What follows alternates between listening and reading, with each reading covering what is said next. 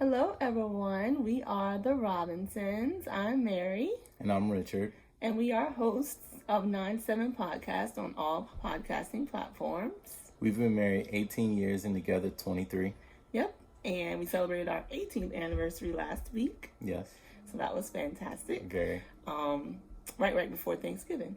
And so we have, in those 18 years, we have had 3 beautiful children, 12, 6, and 5 years old. And we also have come together and worked together on many different projects. Including our small business, WebDMG, our nonprofit Hack for Community, and various other small projects and things. And we have the kids involved too. So our daughters and son have their own website where they sell merchandise and things like that. AmariAri.com. Yeah. If you want to, if you want to support their doings. But I'm, like I said before, I'm Mary. I am a trained teacher. I always wanted to be a teacher, and that's exactly what I did. So I went to college, graduated from ODU twice with a bachelor's and a master's degree, and I taught for 10 years. I now homeschool my babies, and I've been doing that since my oldest was old enough to go to school. I also really, really enjoy crafting. I'm, that creative part of me, I can't just turn it off. So I like to do a lot of design work and craft work. And like we said before, I assist, or I am part owner of WebDMG, and we work on our nonprofit together as well. And I'm Richard Robinson. I'm a director of software development. I have a master's degree in information systems, and I've been doing software development since 2008. I've been teaching my daughter software development. She's built her first mobile app at age 11, so that's a proud papa moment, and I think that sums us up. Thank you so much, Lisa Speak Life, for inviting us to talk with your conference today.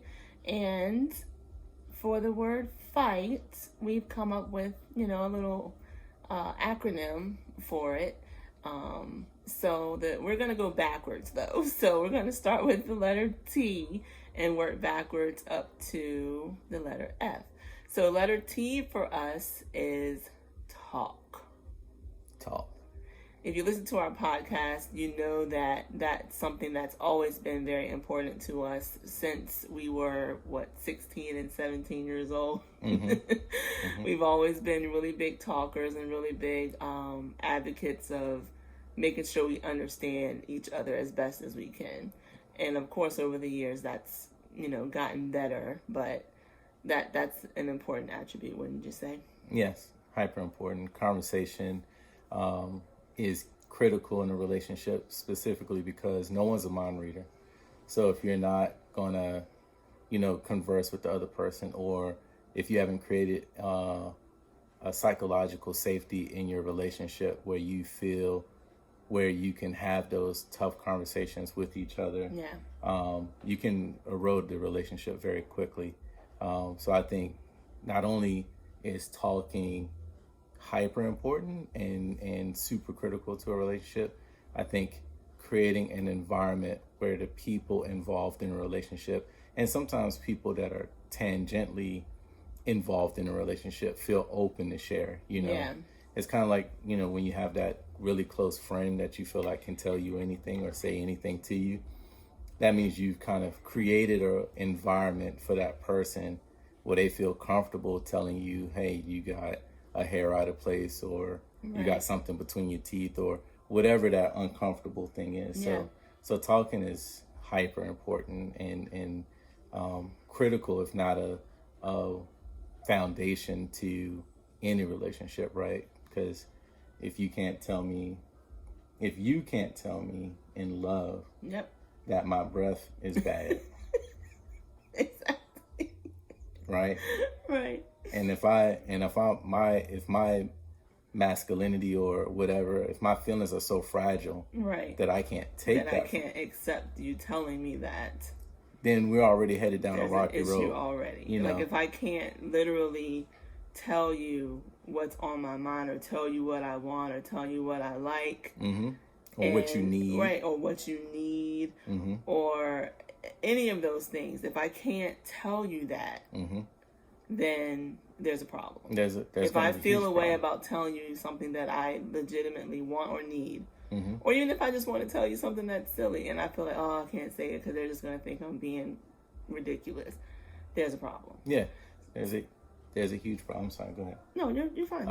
Yeah, there's a huge problem, especially because then, that cuts into every other aspect, right? Like if you can't have those conversations, then how are we going to create a mature relationship, right, where we're both gaining from that relationship, right? You're not going to be able to do it because, even when you read other things about love and marriage and things like that, like the 5 loves, there's no way I can express to you the type of love I need, or you to be able to infer the type of love I need, if we haven't had any conversations predating me needing that love, right? Because you'll say, well, I don't know him well enough to know this is what he needs at this moment. So talking is like the precursor to everything. If you can't talk, and I agree with you. We talked about everything.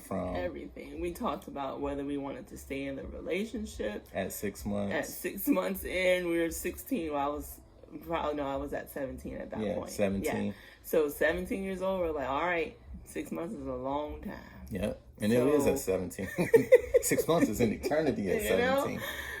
But that's the kind of conversation that we were having, just, weighing things out. This is going great, or is it one-sided? Do I think it's going great and you don't?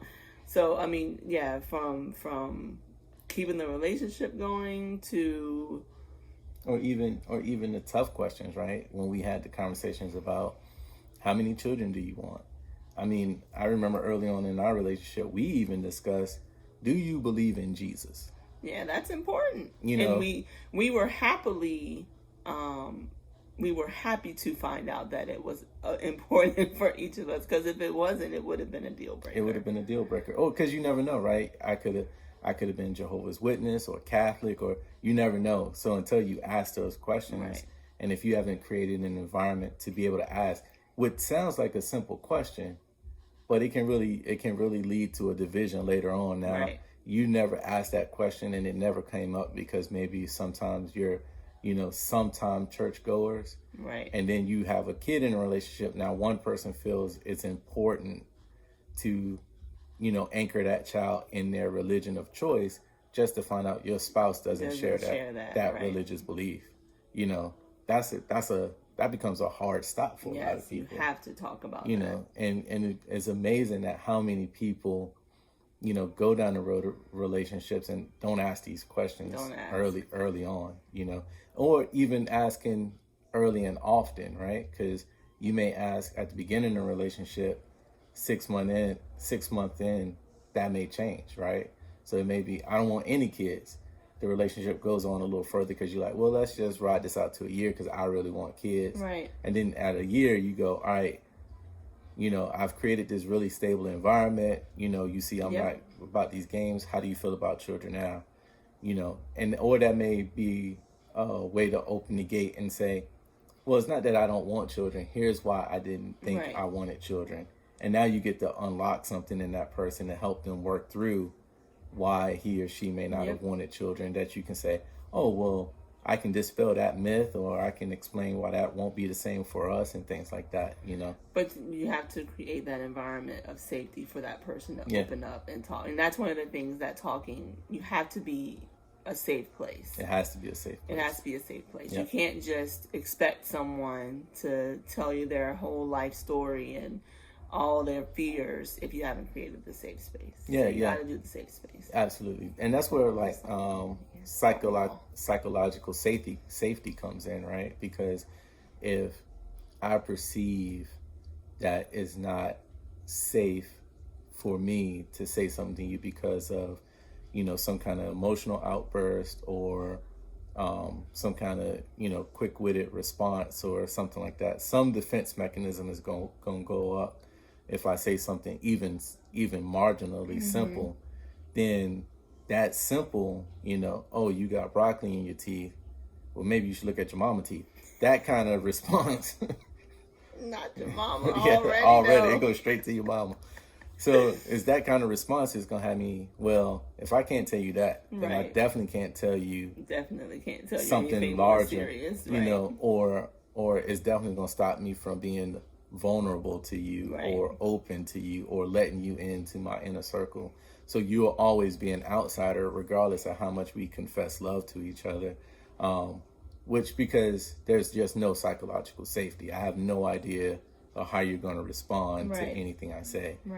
So at that point, I don't have any grace. I don't have any faith in you. I don't have any of these things that could really help the relationship grow and mature. That when you do hit those tough times or those rocky roads, which happen in every relationship, whether it's finances or something else, or it's metaphysical, or just the fact that you get older. You get older and things change, and that creates a different environment. So if you're not rooted in being able to talk to that person and say things to them without that kind of rebuttal, you're pretty much, you really don't really, in my mind, I guess you don't really have a relationship to begin with if you can't talk to that person. Because even at 40, just hit 40. I'm not there yet. Thinking about bodily changes, and being able to say, oh, I'm feeling odd, or this is strange, or I never felt this before, and I'm just telling you, just in case it comes up again, you know what I'm saying? Because the first thing that happens is you go to the doctor. The doctor's going to say, well, when was the first time you experienced this? Or if it's a serious situation and you're unconscious or something, they're going to go to your spouse and say, when was the first time he complained of this thing? To try to help diagnose you. So even in that, there's a real life medical safety aspect to just being able to talk to a person and say, I don't know what this is. I'm hoping it's just gas, but it hurts. And that person being able to say, yeah, it's probably just gas, or even being able to reassure you is why, being able to talk to somebody, specifically your spouse, is hyper important and critical to a relationship at a very basic and foundational level. And talking goes right into our letter H, which we actually have 2 words for, but the first one being honesty. Because if you can't honestly talk to someone, and we kind of just talked about that in talking, you have to just be honest. But I think honesty goes to another level too, right? Because you have honest and open communication. That's what we try to explain. Right. Honest, open, transparency. We always say that we keep it hot. Exactly. Honest, open, transparent. So you have that, right? Which is very important. But I think, honesty goes 2 ways, right? It's honesty with your partner, and then it's being honest with yourself. Yeah. Because a lot of times people tend to sometimes live in a delusional world, or a world where they're not being completely honest and transparent with themselves, which also can affect the relationship, right? Like if I think everything's gravy, and even though you're telling me, Neil, I need this or I need that, right? But in my mind, in my own little bubble, I'm like, oh well, I'm obviously not the problem. It's got to be something else. Then that lack of honesty with myself to say, no, it could be me. I could be the problem. And I need to work on myself to be a better partner to you. That hurts the relationship. Absolutely. Even though you're telling me all the things and you're being honest with me, I'm not being honest with myself. That self-honesty it can be real tough when you realize, oh man, the person I love is telling me this thing and I'm struggling trying to not fix myself, but like internalize what it is that you're saying that you need. So that can get tough. Yeah, and that's why honesty is a big one. That's why that's one of those things where like taking that time to yourself, I think, is hyper important. Where you take some time, 20, 30 minutes or time in the shower, and you just reflect on your day and do some intrinsic evaluation, like look inside of yourself and think back to, I know this technique works for me. I'll think about when we had a heated discussion or the conversation didn't go the way I thought it was going to go. And I'll sit and think about, how did I communicate it? What words did I use? What did I say? Right. Was there areas where it could have been misinterpreted? You know, and it's an effort to try to step outside of myself and say, I said these words, but the thing in communication, right, is I say words. And how are you going to receive them is just as important as how you say it. Exactly. So now I don't said the words, but you received it, you interpreted it a certain way, and then it comes back and it goes, that was not my intent. Right. Which is another one of our letters. Yeah. But it wasn't my intent, and it wasn't what I was trying to say. Right. You know what I'm saying? Or the point that I was trying to get across. Right. But that's not a you problem. Right. You know, per se. That's a maybe how I communicate problem. That's let me figure out what the shared definitions are, right? Because you have a lot of times where we say words in a lot of situations, but we don't always share the same definition of words. Yeah, we've gotten really good. It's a few things that I'm pretty proud of how we've grown over the years, because we've gotten really good, especially in like maybe the last year or two, in asking each other, what do you mean by that? Yeah. And like just that simple question of, well, what does that mean to you? So that I'm not using my selfish definition, and I say selfish not in a bad way there. No. But selfish meaning this is how I see that word. And your life experience and my life and experience all of that has cultivated that meaning of that word for me, but that might not be true for you. Right. So what do you mean when you say that? Right. And then once we got to that point where that became the question that we would ask, things started clearing up. Oh, yeah. Really quickly. Really quickly. Heated discussion would be like 2.5 minutes, because it's like, no, pause. Right. Pause. That's not what I mean. What does that mean? Yeah, what does that mean? Because obviously there's some sort of disconnect, because the level of frustration that I'm feeling does not look like what I feel like you should look like if I'm feeling this frustrated. Right. You over there heated, and I'm just like, I don't even know why you're mad. What's wrong with it? I don't just understand. said goo. Yeah. What goo mean to you? What does goo mean? Exactly. I thought I was asking for some bacon. I was asking for some bacon. She looking at me like she gonna cut me. Like, I don't understand. So yeah, but no, that's a real thing, and I think that works both ways, right? Because you know, when we talked about, and this is one of the episodes of the podcast, only child versus someone with siblings. Yeah, you come away with very different definitions. Absolutely. Because of how your day-to-day life was shaped by having, 3 or 4 other people living with you, or being a latchkey kid. Yep. You know, that can very much change how you define things. Stay in the house has a very different meaning when you have 2 older siblings and when you don't have anyone else. Right. That's a huge difference. Stay in the house, because stay in the house when you got 2 older siblings mean in the house or in the yard. In the yard. Yeah. You know what I'm saying? You got siblings there older than you to watch after you. Yeah. You got a little more leeway. You got a little more leeway than your latchkey kid. Stay in the house means don't open the door, don't open the window, keep it locked. You in your room behind a locked door, don't go nowhere. Exactly. And back when we were kids, it wasn't a cell phone situation. The phone ring. If it ring once, hang up, then ring again. That's me. Pick it up. Yep. Basically. So just understanding those definitions and things, and I think that's in helping you stay honest, because it gives you a chance to clarify. Yeah. It gives you a chance to create a shared definition between you and your spouse, a definition that's shared in your relationship. Right. And I think that's super important too, because now you start to build a vocabulary that you can use in your relationship that helps, with these kind of discussions and definitions of things as you're trying to be open and honest with each other. Absolutely. Another H that we have is humor. Mm-hmm. You have to be able to laugh.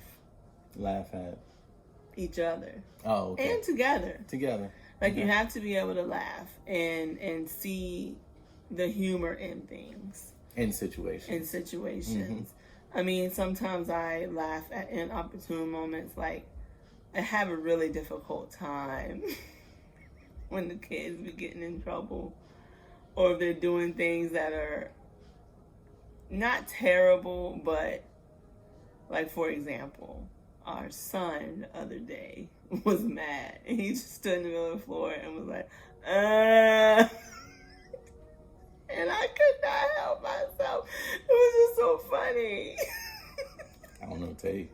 I mean, you were holding it, and you were like, I always hold it in, but that's part of your military band. But for me, part of that is I tend to see the lighthearted side of things, so. And you remember that they're children. And yeah, and I mean, and even with us, like, a lot of times we'll just be walking, like, we go on walks every day for about 30 minutes in the middle of the day, and we just have conversation and just be just laughing and laughing and laughing. Yeah, and I think too, being able to have humor with yourself and with your spouse allows for looking back at tough moments. Like, there's a lot of, I guess, trials and tribulations that we've gone through as a married couple, that now we look back on and we see the humor in it. Yeah. And we see, not necessarily the joy of it, but we see how, no matter how bad that situation was, we now can look at it and say, it could have been worse. Yeah. This other thing could have happened, or this thing that happened maybe 3 months later, where in the moment you're like, man, this other thing just happened 3 months ago. Right. Now this is happening. It's just like the universe is against me. But now, having weathered that together as a couple, we look back on it, and it is actually a funny story. Yeah. And there's a lot of times where it's almost like, and this is probably a real bad example, but it's almost like when you watch The Color Purple like 17 times. At some point, me and my college friends, that just became a comedy. And it wasn't like a comedy. It's not a comedy. But some of the situations, if you watch it over and over and over and over, you start to see humor. We're not trying to say any of that stuff is funny. However, I'm sure people can relate to Even though when Mr. went to light that stove and that rocking chair was empty, that scene cracks me up every time, even thinking about it. But yeah, and it's the same situation where now, having gone through some of these things, we look back and say, it could have been worse. We even sometimes laugh at how we handled it in the moment. Or you sometimes think back and you're like, remember when we were afraid of this thing happening? It was like, man, it's so funny. Yeah. or even like what we said earlier, at 17, 6 months is a long time. Yeah. Well, now here we are 18 years later, and we're like, man. From that point, 23 years later. Yeah. And we look at that moment now, like, remember when we had that old serious conversation? We trying to be serious. We trying to be so adult. It was like we weren't talking about nothing. But at the same time, it really informs our relationship because it shows us a pattern of talking and having honest communication and being able to be lighthearted about even some of the tough subjects that we talked about, which I think, as the bonds of the relationship weave over the years, the threads get tighter and tighter and tighter because now we have that history of doing that.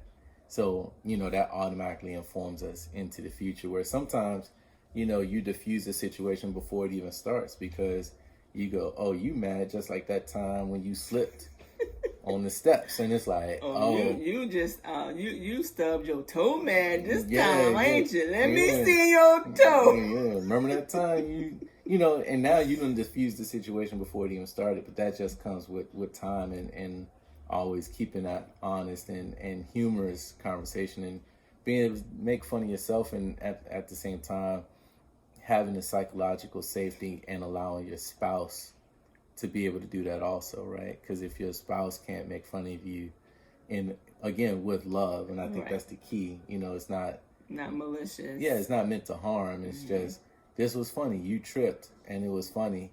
You didn't get hurt. That made it even more funny. Right. You know what I'm saying? And you being able to take that and laugh about it, I think it's a growth area for all humans in general. But I think doing that together, and understanding that person is not saying it maliciously, I think it really helps inform your relationship and help you grow closer. Yeah, absolutely. What's the next one, honey? So we're at G. which we said is grace. Oh, that's a big one. So we know, we're granted grace through the Bible for ourselves. But we have to be able to grant grace to our spouses in any given situation. Like, you have to give them, if you know that you are in the fight together, so to speak, you have to give them the benefit of the doubt, even when it's hard. Absolutely. And I think to your point, you not only have to be able to give grace to your spouse, you have to be able to receive grace from your spouse. You have to be able to give grace to yourself in the relationship also, because that can happen too, where, oh, I made this decision and it went south, and maybe it caused some kind of financial burden or heartache on the family. I did it with the best of intent, right? And maybe you forgive me, but then I have to be able to forgive and give myself some grace and say it's okay not to make it the absolutely perfect decision every time. And for me, a lot of times that comes with this statement: I've never been here before. I've never been 40, married for 18 years with the same person for 23, with 3 kids, living in a house in a state on the planet Earth. A lot of this is new. It's all new every day. And I think even with work too. I've never been the director of X before, and I never had this many people under me before, and I never had these particular challenges, whatever those challenges are. Right. They're all new. So, you got to be able to give yourself some grace, which helps reduce the stress a little bit, because, you'll bottle that up. Yeah. And now you got heart conditions and blood pressure issues and the sugar getting you and, the sugar, all of that, right? But it comes from worry and it comes from stress that, sometimes just giving yourself a little grace. Look, just breathe it out. Breathe it out. It's fine. You're doing the best you can. Unless you're not, and then you just need to do the best you can. Right. Then you know exactly what you need to do to improve, right?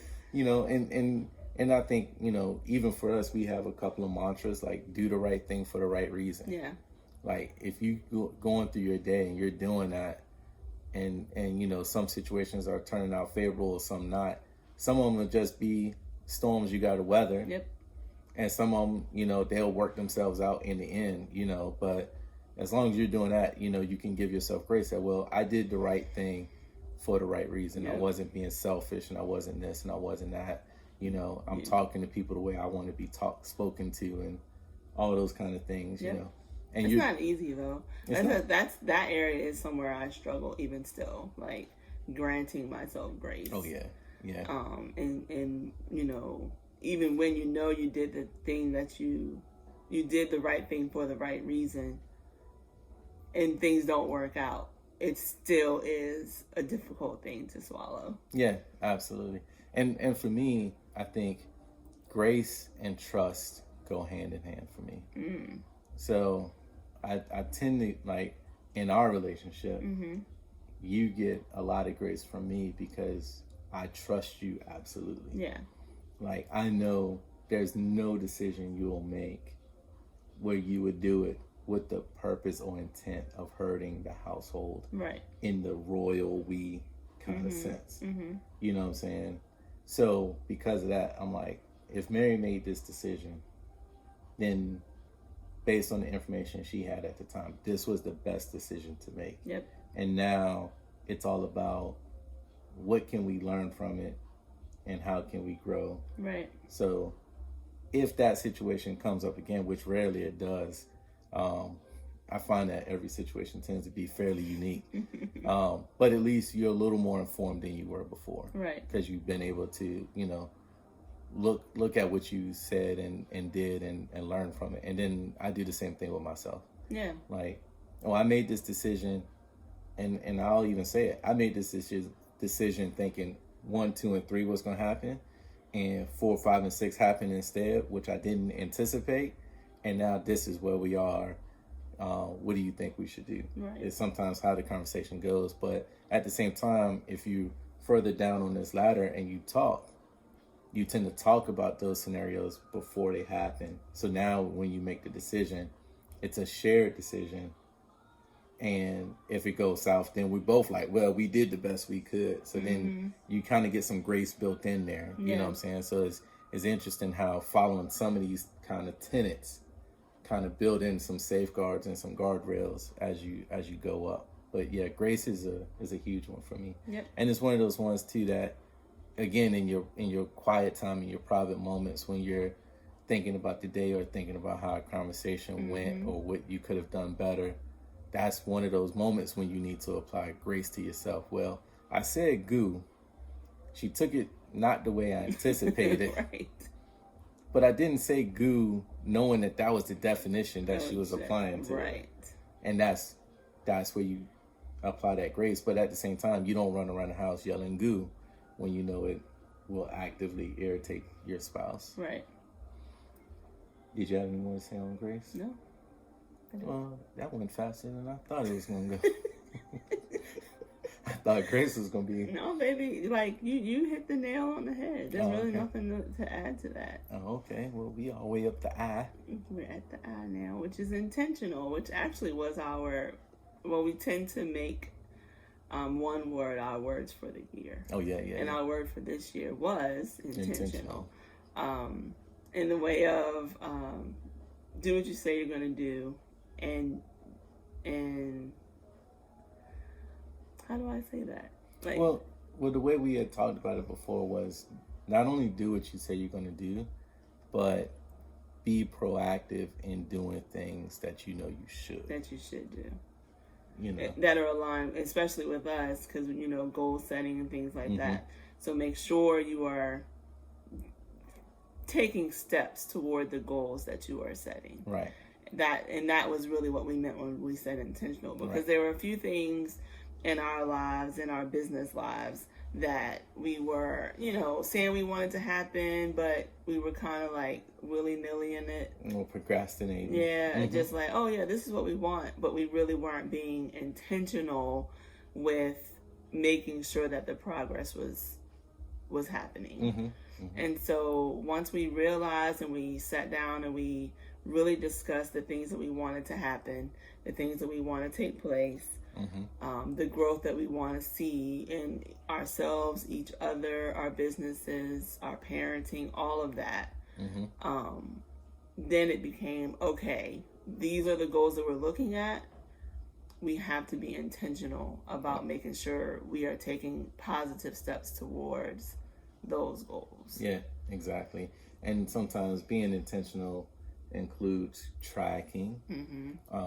Sometimes it includes, you know, checking in with someone else, you know, being accountable. Yep. Like, accountability is huge. Yeah, like this is the thing we said we want the business to do.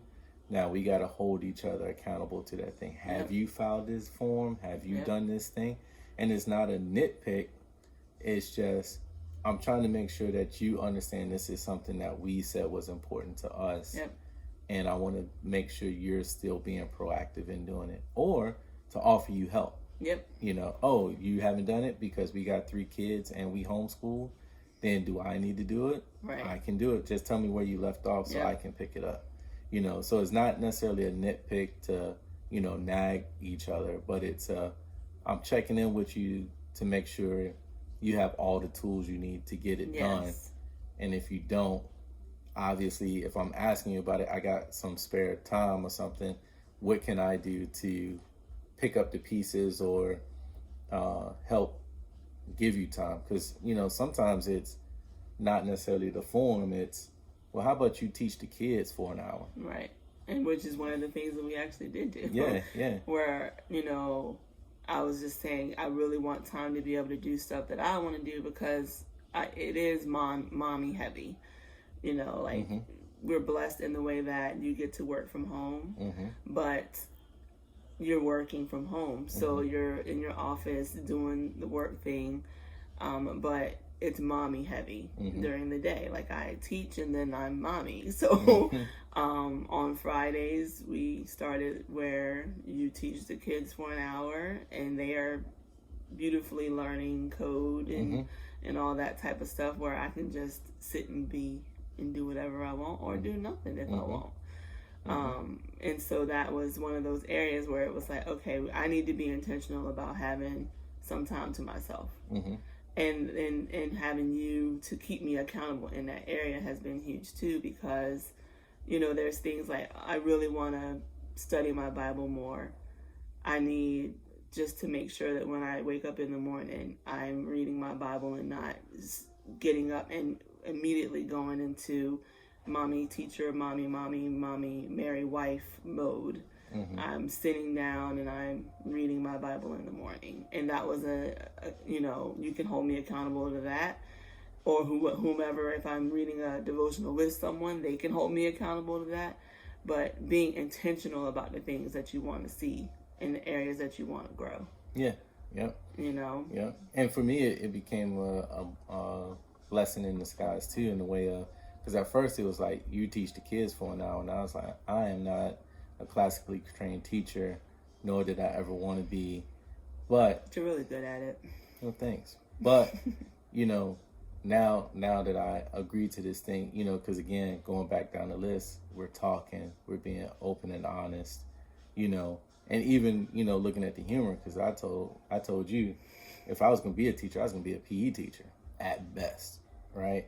But now we're at this point where you asked me to do that, and, you know, again, talking and trying to provide that psychological safety and an environment for you to grow. Okay, I'll do it. And to, you know, now I got to learn something and being intentional of creating lesson plans every week, or having something to teach the kids, right? Yes. Because now they anticipate it. And now, you know, sometimes on Wednesday they're asking me, well, what are we doing on Friday, Dad? And it's like, well, if I hadn't thought Professor Daddy, they call you. Oh, yeah. What are we doing on Friday, Professor Dad? And it's like, if I hadn't thought of anything for them to do, it's like, oh, man, the heat's on, because they're in anticipation. They're in anticipation, exactly. But then, you know, that got me to learn some new things, some new techniques that I've actually been able to apply in my professional life to corporate training. So it works both ways, and being intentional is really important. Which brings us to the last letter, which is the first letter of the word fight. The last letter, which is the first letter, but it's the last letter. But it's the last letter for us to talk about, which is faith, F for faith. And that's, you know, like we said earlier, our faith in what we believe would have been an immediate deal breaker for us. But instead it became something that we could use to build our foundation for our relationship. It was something that we knew we both, you know, believed in Jesus, we believed the Bible, and we could use that to define what it is that we were trying to build. I think it's a great tool of reinforcement. And I think our faith extends in a lot of different ways. We have our faith in the Word. We have our faith in our abilities. We have our faith in each other. We have our faith in our children. We also have, you know, our faith in traditions, right? Because coming from our family lines, you know, we have certain traditions that we want to observe, and those things are important to teach to our children. And then we've created some new traditions, and, you know, trying to show them how our intrinsic faith and religion intertwines through all of that, right? So, you know, everything from saying grace at the table to how you speak to observing, you know, certain holidays and traditions to... I mean, even like I do affirmation scriptures with the kids. Like we have the same scripture every Monday since August, because we started school back in August. So just things that I want them to remember that they'll have in their pocket, even when they don't realize it. I can do all things through Christ. Like they can recite that without any issue, because every Monday of every week since we started school, we say that out loud. Every Tuesday, by Jesus' stripes I am healed. Like there's a scripture for every day of the week that they can just say. They know it. They don't question it. They just know it. Something that I know, they may not understand why, or maybe might understand why I'm having them learn that now, but I know that it's going to be there when they really need it. Yep. So, those little moments that aren't so little in the grand scheme of things really, really matter. And I think you see it interweaved throughout their environment that we've created, again, in a way of trying to create an environment for growth, right? As a father and a husband, I feel like that's part of my duty in provision, right? Provision in my mind is not just food on the table and clothes on the back, but it's also psychological safety, creating an environment of growth, creating an environment where on the walls and as they move through the house, they're being, through some image training and things like that, shown who they are as a person, shown their rich history, building them up as people, because that's all built on the foundation of train a child in the way they should go.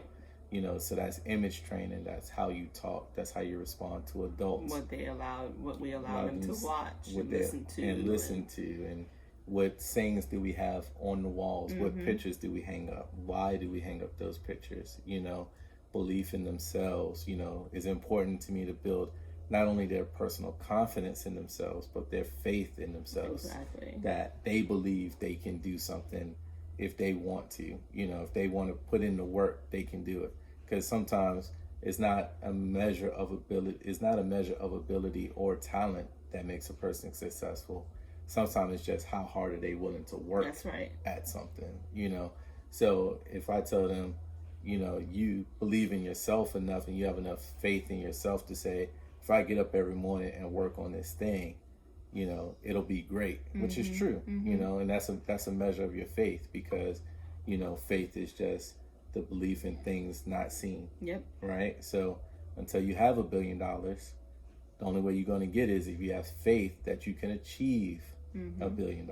Right. So, I think that faith for me is one of those things that in my mind is just as important as talking. Yep. Right. Like, you got to have faith that, before I can give you grace and trust, I got to have faith that your intentions are before I can do any of those things. I can't talk to you. I can't, I have to have faith that you're going to have my best interest at heart. Yeah. Absolutely. If I have no faith in you, then why am I even here? Bother? Why bother? Exactly. So I think, for us, faith is maybe the most important thing, because that's kind of why I wanted it last. Oh, okay. I see what you did there. Yeah, that's that pedagogy. Pedagogy. That's the word. I'm learning. I'll be a teacher before you know it. I'm working on it. I know what blooms is, I think. Yeah, I'm getting there. But yeah, that faith and understanding all of that, I think is hyper important. And I think having your religious faith, your biblical faith, is super important, because that's a foundational thing. Yep. I have my scriptures that I live by, literally, that I use as tenets to dictate all of my actions. I teach those scriptures to our children, and then I show it to them in practice, and we reinforce their biblical faith on a regular basis, and then we enforce their faith in themselves and their faith in us and things like that, by being intentional and doing what we say when we say it and things like that. Yeah. Well, we've built structure for them, but at the same time, we've built structure for us, right? It's a structure that our relationship rests on as well, because we do all of those same things for each other. Yeah. So I think that's hugely important, and I think you really nailed it with this layout here. What layout? With how you got fight. How we did. Well, we kind of talked about it. You don't remember. No, I'm just talking about the notes that you put down. Oh, thanks, boo. Yeah. I was laughing a second ago because our kids are upstairs, being Mario or something. Yeah, being kids. That's funny. So if you hear that in the background, that's what it is. But anyway, well, that was fun. It's like a podcast, but on camera. Yeah. Video podcast. If you haven't followed us, please do. We are Non7 Podcast on Instagram. All podcasting platforms. We're Non7 Podcast on Instagram. Thank you again, Lisa, for inviting us to speak at the conference. Yep. And we hope you all have a wonderful day and check out our podcast. Bye.